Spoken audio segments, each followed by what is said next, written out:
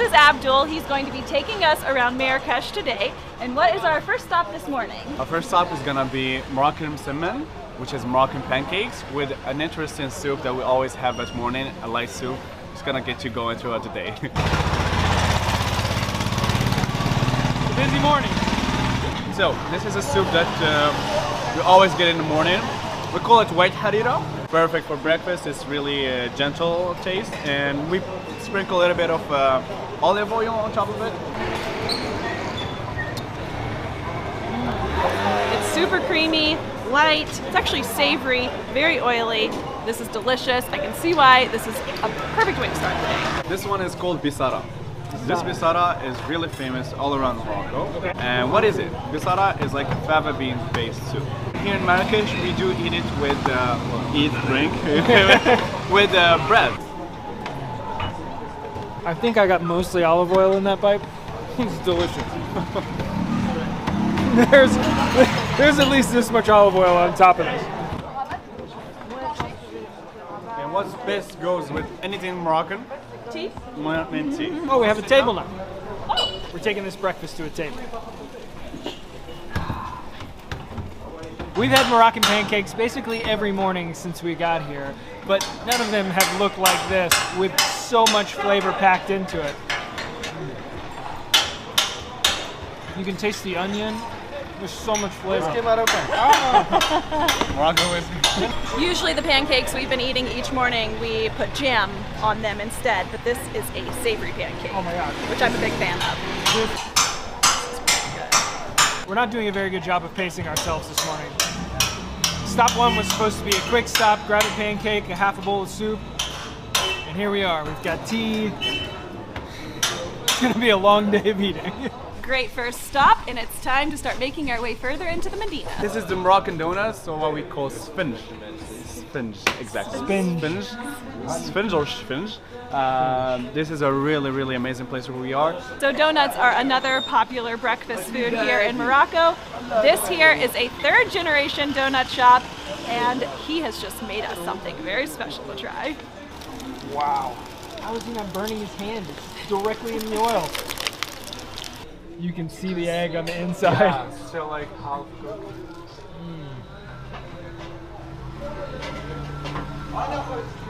That is something special right there. That might be the crispiest donut I've ever had. And I have never had a donut stuffed with an egg. Abdul said that this was a light snack that you could have either in the morning or before dinner. I don't think the one stuffed with egg would be considered a light snack. Okay, here's the regular donut.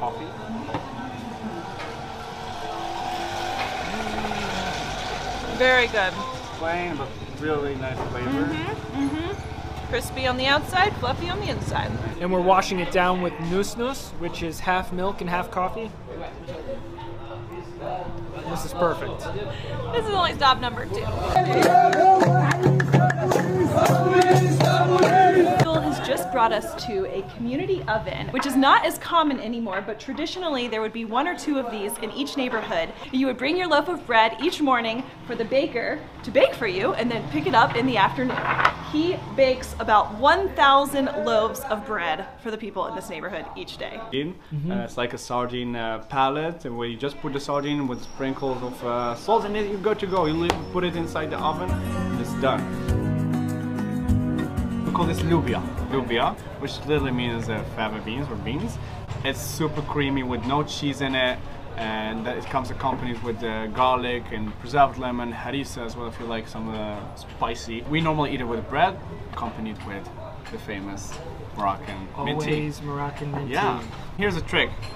Don't you ever try to pick the food like this with the... I've only done that a few times. Yeah. So don't be afraid to use your thumb and get it a bit inside the sauce. You can just lick it up afterwards. Okay. And yeah, that's how you hold it up.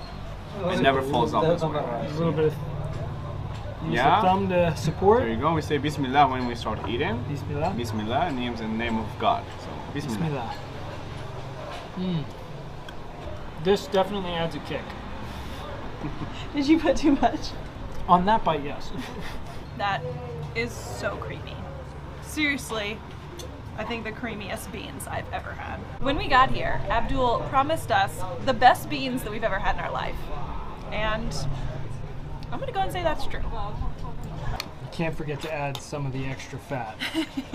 That was delicious, and this is the perfect example of a street we would never find on our own. And basically right next door to the place where we just had those delicious beans is a place that's making sardine kufta. It looks just like beef kufta, but it's actually ground up sardines, and we're gonna have a sardine burger. This guy is making the sardine patties here, and then they grill them just over here.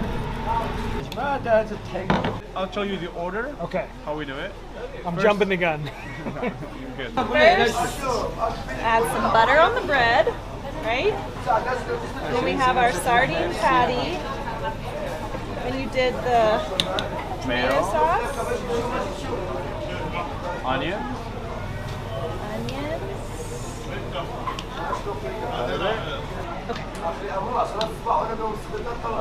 Look at this. It's like a little sardine slider. That is so good. You really would not be able to tell that this was sardines, honestly. So much flavor. Nice. Very nice. Nice to meet you. Like Nice it? to meet you. 10 out of 10, thumbs up. Wow. I've already eaten about 3 loaves of bread today, so I'm gonna try the low carb version. He told me just to smear it into the butter. The low carb version. Just a little bit of salted butter.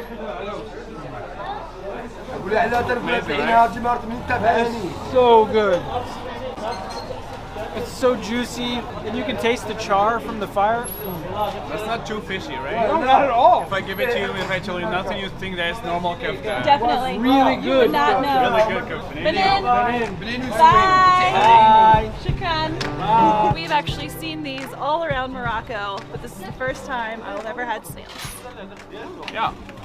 Bring it out. Good.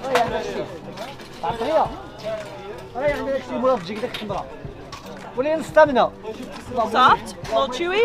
Not bad. It does kind of have the texture of a mushroom. If you drink the broth, So there are 35 spices in this broth here. Wow. try to drink it again. We put more of that spice. Okay. This is the mixture. Oh wow. That spice is amazing. Oh, that's a big one. That's good. I could eat a few more of those.